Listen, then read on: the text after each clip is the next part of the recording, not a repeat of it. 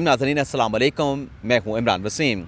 नाज़रीन, आज के प्रोग्राम में एक तो आपको ये बताएंगे कि जस्टिस काजी फ़ैसल ने किससे माफ़ी मांगी, किस मामले पे माफ़ी मांगी। एक तो इस खबर की तफसीलात आपके साथ हम शेयर करेंगे, और दूसरा जो आज सुप्रीम कोर्ट में वफाकी शरई अदालत के जो नामज़द चीफ जस्टिस थे जस्टिस रिटायर्ड इकबाल हमीदुर रहमान, उनकी हलफ बर्दारी की तकरीब थी। बंदयाल साहब ने उनसे हलफ लिया, तो मुख्तलिफ फुटेजेस जो है वो सोशल मीडिया के ऊपर वायरल हुई हैं। उस पर हसन अय्यूब साहब हमारे भाई हैं, उन्होंने अपना तबसरा दिया है, लेकिन जो आंखों देखा अहवाल है, हम इस तकरीब में मौजूद थे, वो आपको बताएंगे कि दरअसल हुआ क्या था। जो चीफ जस्टिस और काजी फ़ैसल साहब से मुतल्लिक जो वीडियो सोशल मीडिया पे वायरल हो रही है, तो एक्चुअली वहाँ पे हुआ क्या था। और फिर असतूर साहब, इनसे भी आज जानेंगे जो सुप्रीम कोर्ट में चीफ जस्टिस के अख्तियारात से मुतल्लिक जो कि एक कानून था supreme court practice and procedure bill के नाम से, उसमें आज क्या हुआ है, उस पर आज इनका एनालिसिस क्या है। तो सबसे तो पहले तो असद भाई आप ये बताएं कि आप आज की अदालती कार्रवाई को किस नज़र से देखते हैं।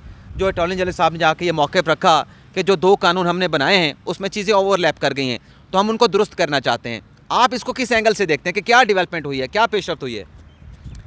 देखिए, बज़ाहिर एक ऐसा नज़र आ रहा है कि दोनों साइड्स शायद जिसे कहते हैं ना वो रीग्रुप हो रही हैं, हुकूमत भी और चीफ जस्टिस साहब भी, और वक्ती तौर पे एक दूसरे को स्पेस देने जा रहे हैं।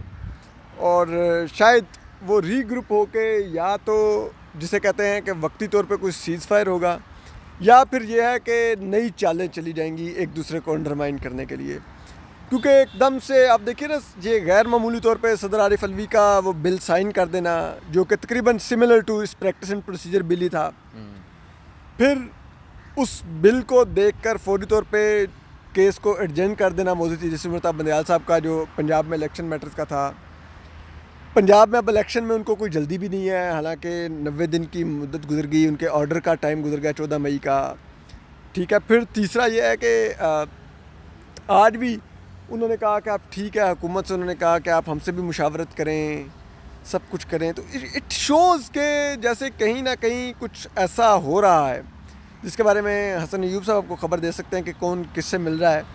तो वो चीज़ें मेरे ख्याल में, मेरा एनालिसिस ये है कि इट लुक्स लाइक कि दोनों साइड्स एक एक कदम पीछे हट रही हैं, एक दूसरे को दोबारा से एग्जामिन कर रही हैं, एक दूसरे को दोबारा से एग्जामिन करेंगी या मौका दे रही हैं। शायद मौका दें, लेकिन जहाँ तक पिछले कुछ अर्से में जो कुछ हुआ है, मेरा नहीं ख्याल कि दोनों साइड्स एक दूसरे पर ट्रस्ट कर सकती हैं।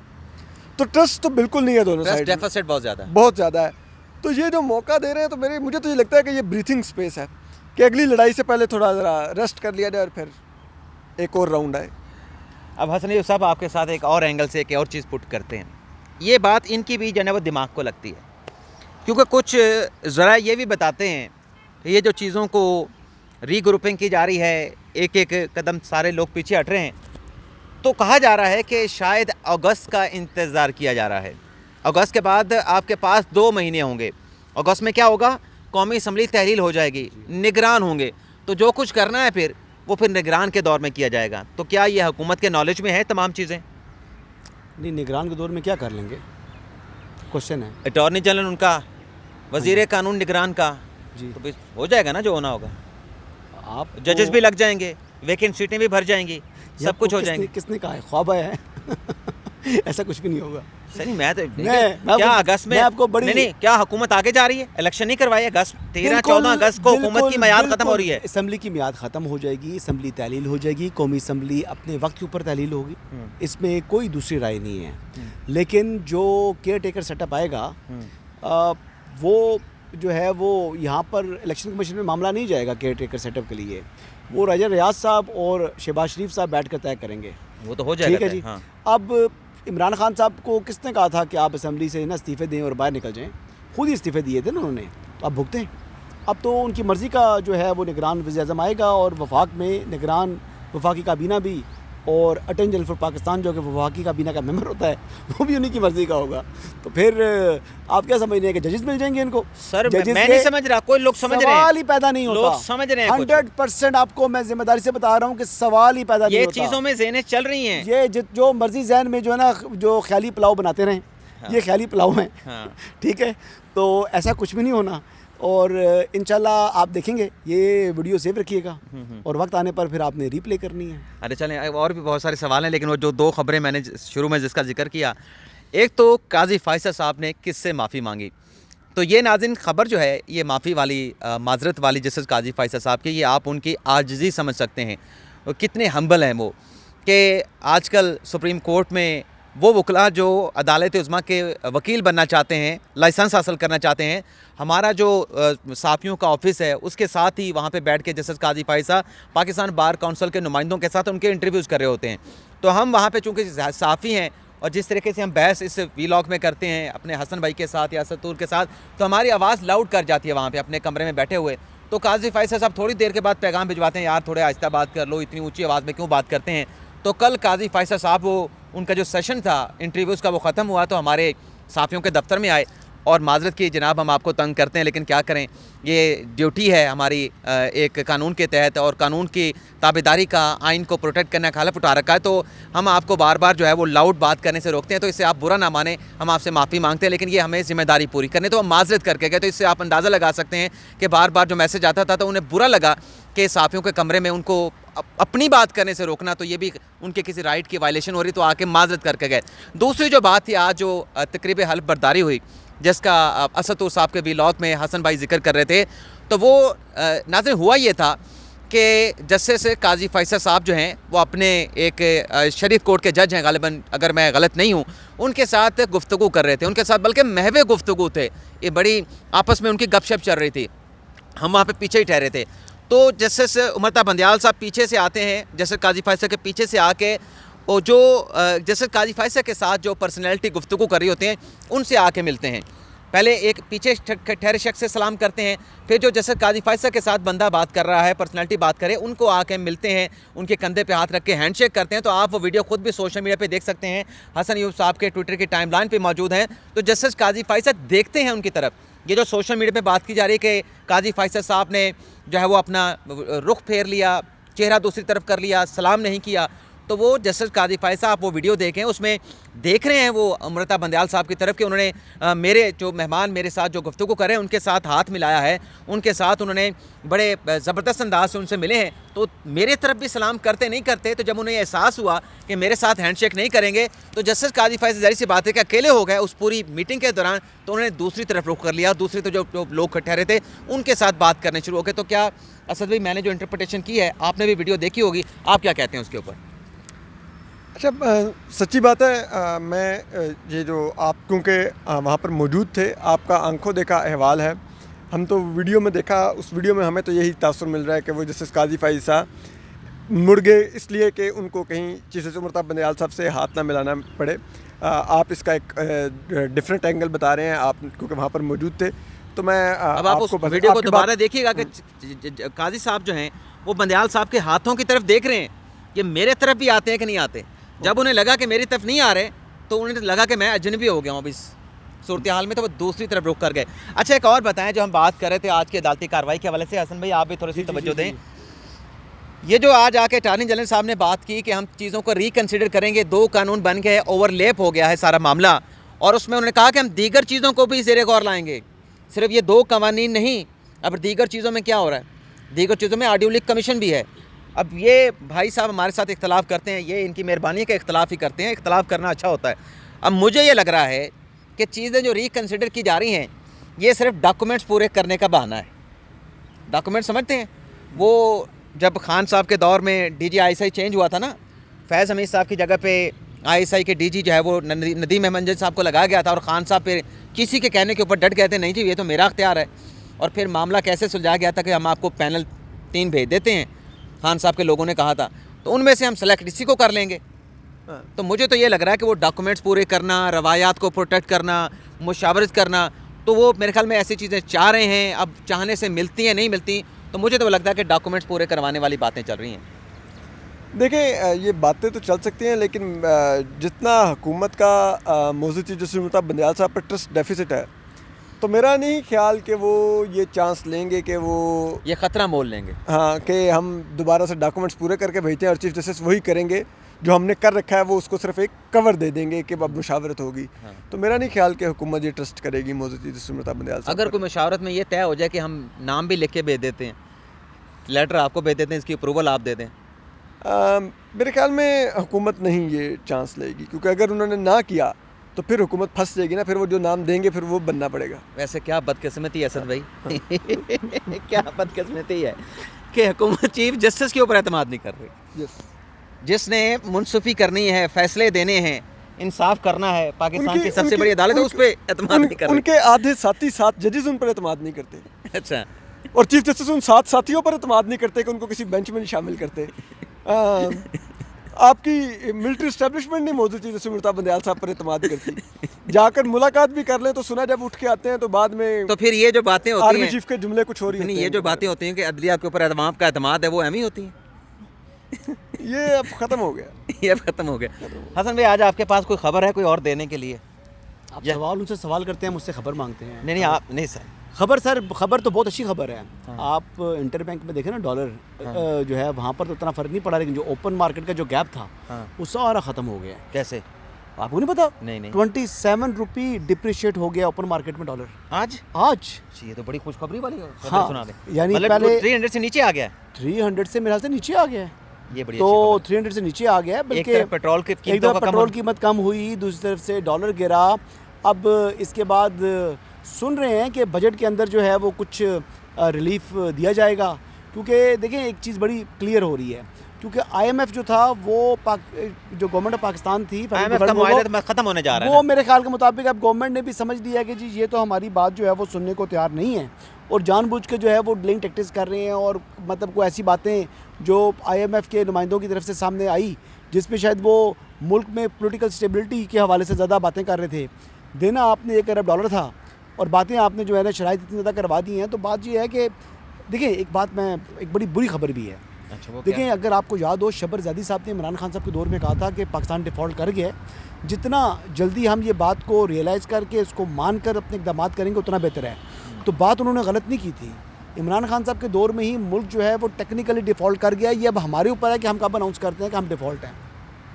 तो ऐसी सूरत हाल के अंदर देखिए, एक दफ़ा तो पाकिस्तान को डिफ़ॉल्ट करना पड़ेगा।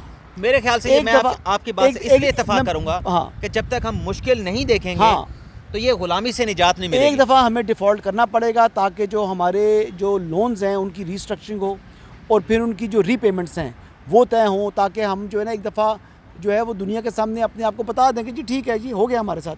अब हमारे पास जो है ना एक ऑप्शंस अवेलेबल हैं, लेकिन क्योंकि सेक्शन सी ईरान के ऊपर, इस तरह जो रशिया से ख़रीदारी के हवाले से, तो बहुत सी बंदिशें हैं। वो बंदिशें फिर अगर आप डिफ़ॉल्ट कर जाएंगे तो फिर आप वो बंदिशें फॉलो नहीं करते होते, आप याद रखिएगा। फिर आपने जो ऑयल लेना है फिर आप ईरान से ले सकते हैं, उन्होंने तो वैसे भी नहीं देना। बंदिश ही है ना कि आप अगर उनसे ट्रेड करेंगे तो हम आपसे ट्रेड नहीं करेंगे। जब आप डिफ़ॉल्ट करके तो फिर आपने उनको देना है, वो वहाँ से ले लेंगे, तो फिर आप सर्वाइव कर लेते हैं। यानी ईरान ने भी एक लंबा अरसा, यार ये फिर वही गाड़ी जा रही है जो उस दिन गई थी। अब अभी ये- देख लेते हैं यहाँ से, ये यहीं से गुजरेगी। गाड़ी उस दिन भी गई है। ये लैंड क्रूज़र किसका है वाइट वाला? ये सुप्रीम कोर्ट के जो जजेस का ब्लॉक है, वहाँ से गाड़ी निकली है जो जस्टिस वो देखिए, पंजाब मज़ाहिर पुलिस की अकबर गाड़ी नकवी है। का है, मज़ाहिर उनके नकवी पास साहब- बुलेट प्रूफ लैंड क्रूजर लेकिन है, पंजाब वाइट पुलिस कलर की की। इनकी है। जस्टिस मज़ाहिर अकबर नकवी की है ये, उनके पास वाइट कलर की बुलेट प्रूफ लैंड क्रूजर है। ये बुलेट प्रूफ है, I don't know. Bullet proof. अच्छा, आई बिलीव शायद वही हूँ। तो बहरहाल हाई कोर्ट में क्या होने जा रहा है जी? आज बड़ा तगड़ा किस्म का ऑर्डर बाबर सत्तार साहब ने दे दिया कि कौन ऑडियो रिकॉर्ड करता है। साथ में अदालती मामलीन भी मुकर्रर कर दिए, मोहसन शाहनवाज रांझा साहब को भी, एतजाज़ एहसन साहब को भी, मखदूम अली खान को भी। ये अगर ऑडियो लीक्स जो है रिकॉर्ड कौन का, और ऑडियोज़ कौन रिकॉर्ड करता है, ये भी अहम सवाल है। ये बहुत अहम सवाल है। लेकिन ये ऑडियोज़ जिनकी तहकीकात जो कमीशन करने जा रहा था वो पब्लिक डोमेन में है, तो उस कमीशन के ऊपर काम का मसला नहीं है। वहाँ पर जो नोटिस किया है ना, जो नोटिस को चैलेंज किया था खुसूसी कमेटी को पार्लियामेंट की, उसके हवाले के हद तक जो है ना बाबर सत्तार साहब का ऑर्डर बिल्कुल ठीक है। लेकिन जो यहाँ पर कमीशन कायम हुआ है इंक्वायरीज ऑफ कमीशन एक्ट 2017 के तहत, वो कमीशन भी बिल्कुल कानून के मुताबिक जो हुआ है। और फिर कमीशन की तरफ से जो एतराज़ आयद हुआ, जो सुप्रीम कोर्ट का बेंच कॉन्स्टिट्यूट हुआ है, वो भी बिल्कुल दुरुस्त हुआ है। तो ये सारे काम ठीक है। एक काम जो गलत हुआ है, जो बेंच कॉन्स्टिट्यूट हुआ है वो गलत हुआ है, और उसने उस कमीशन को काम से रोका है वो गलत हुआ है। क्योंकि बात ये है कि आपने ये तय करना है कि ये पब्लिक डोमेन में जो आई हुई हैं ये सही हैं ऑडियोज़, जो गलत हैं, और इससे बिल्कुल जो आवाम का एतमाद है सुप्रीम कोर्ट या अदारे के ऊपर वो मुतासर हुआ है।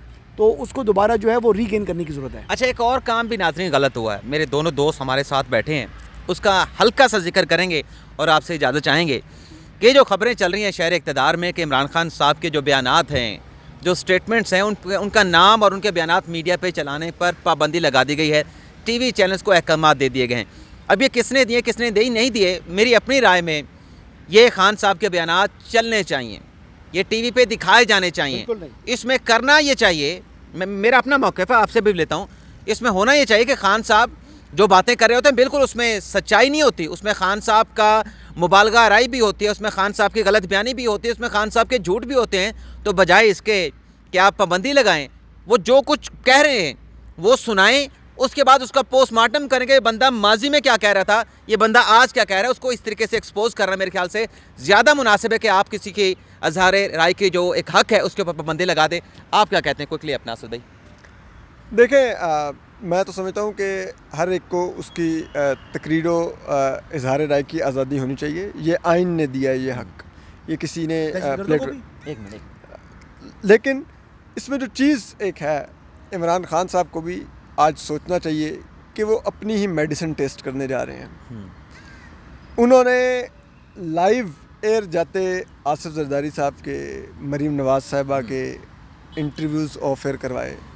उन्होंने जो शख्सियत उनको पसंद नहीं आती थी उनके टॉक शोज़ में आने पर पाबंदी लगाई। काटे तो किस नाल ने की थी सियासी मुखालिफ ना इमरान खान नवाज शरीफ साहब की उन्होंने तकरीर मुल्क में नशर करने पर पाबंदी लगवाई। तो जब वो खुद बरसरे इक़्तिदार थे उन्होंने क्या नहीं किया। आज वो सब कुछ जो दवाइयाँ उन्होंने सबको दी थी ना, आज वो सब दवाइयाँ उनको खुद भी खानी पड़ रही हैं। ये इस मुल्क में सियासतदानों को सोचना चाहिए कि ये एक ऐसा साइकिल है। पाबंदी ठीक है? मैं नहीं समझता ठीक है मेरे ख्याल में। जी आप बताएं जी क्विकली। 100% ठीक है। अच्छा। आप जनाब वायसराय की तरह बैठ कर 2 झंडे लगा के बैठ जाते हैं और फिर कहते हैं जी कौम से खिताब है। अच्छा नहीं, बात सुनो ना, इसकी टर्मिनोलॉजी पे तो बताइए। सुनो ना, बात सुनो, मैं आप बात मेरी भी करने दो ना। अच्छा आप इस तरीके से बात करें क्योंकि देखो पाकिस्तान से क्या ताल्लुक है। आप पाकिस्तान की फ़ौज के ऊपर, पाकिस्तान की एंटी स्टेट जितनी बातें आप कर रहे हैं, फिर आपने एंटी स्टेट अपना अमल किया है, तो वायसराय है ना आप क्या कर रहे हैं। आप जो बाकी बैरूनी जो एजेंट हैं उनकी चीज़ों को आप उठाकर तो उन्हीं के एजेंडे को आप तकवीद दे रहे हैं। अमली तौर के ऊपर जो सी पैक था उस पर आपने अपने दौरे हुकूमत में काम रोक दिया। फिर आपने हर वो काम किया। आप कहते हैं जी कि कई लोग कहते हैं कि जी अगर इनको एग्जाइल में जाएंगे तो इनको एग्जाइल में भी नहीं जाने दिया जाएगा।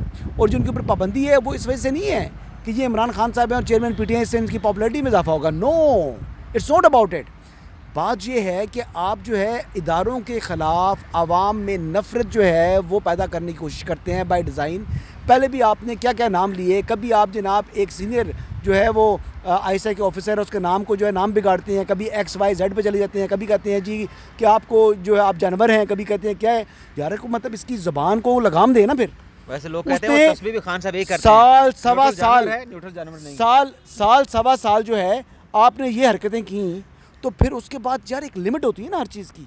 यार मैं एक बंदा रोज़ गालियाँ दे रहा हूँ, पाकिस्तान को गाली दे रहा हूँ, पाकिस्तान को, वो पाकिस्तान को गाली है। जब वो पाकिस्तान को गाली देंगे तो फिर हमारे जो चैनल्स हैं इनको भी तो खुदा का खौफ करना चाहिए ना कि यार ये बंदा गालियाँ दे रहा है पाकिस्तान को, तो मतलब वो हमको। और फिर पता क्या होता है, फिर उन्हीं चैनल्स के ऊपर जो है ना वो क्रिटिसिज्म स्टार्ट कर देते हैं कि मनफी प्रोपेगेंडा करता है ये इनका जो सोशल मीडिया विंग है। तो मेरे ख्याल के मुताबिक बिल्कुल बहुत अच्छा अगर किसी ने ये किया तो होना है। मैं तो बड़े अरसे से कह रहा था कि इमरान खान साहब की इन बकवासियात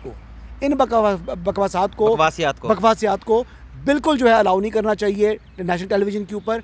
हाँ, अगर वो अपनी तस्हीह करें, इंसान बने, पाकिस्तानी शहरी बने और पाकिस्तान के जो कवानीन और ज़वाबित हैं उनके अंदर आते हुए अपनी अगर गुफ्तगू करना चाहें तो वो सुनी जाएगी। लेकिन अभी उनको उनके हवाले से कुछ शवाहिद भी ऐसे आ चुके हैं कि जो 9 मई था उसकी प्लानिंग उन्होंने पहले की थी और फिर उसके बाद एग्जीक्यूशन में कोई और लोग थे। तो जो ऐसे लोग अगर ये साबित हो रहा है तो फिर इनको तो मेरे ख्याल से आज़ाद भी नहीं घूमना चाहिए। इनकी तो बात सुनने दूर की बात है, इनको जेल में डालें। चलें नाज़रीन, हम आपसे इजाज़त चाहेंगे। जाते जाते आपको एक और बात बता दें, इसको तो जल्दी थी जानना था उसने। तो काजी फ़ाइज़ साहब एक दिन एक मुकदमे की समाअत सुन रहे थे, उसमें जिक्र हुआ जो मज़ारी नकवी साहब के खिलाफ सुप्रीम जुडिशल काउंसिल की जो कार्रवाई को पैमरा ने रोका था कि रिपोर्ट नहीं करेंगे। काजी साहब ने एक बड़ी अहम बात की थी। उन्होंने कहा था कि अगर कोई पाबंदी है तो पाबंदी नहीं होनी चाहिए। आर्टिकल 19A सबको हक देता है, लेकिन अगर कोई कानून के ख़िलाफ़ जा रहा है, आइन के ख़िलाफ़ बात कर रहा है, तो आइन और कानून के मुताबिक उसके खिलाफ कार्रवाई होनी चाहिए, पाबंदी नहीं होनी चाहिए। तो ये नाज़रीन आज का हमारा व्लॉग असद भाई से और आप सबसे इजाज़त चाहते हैं। अल्लाह।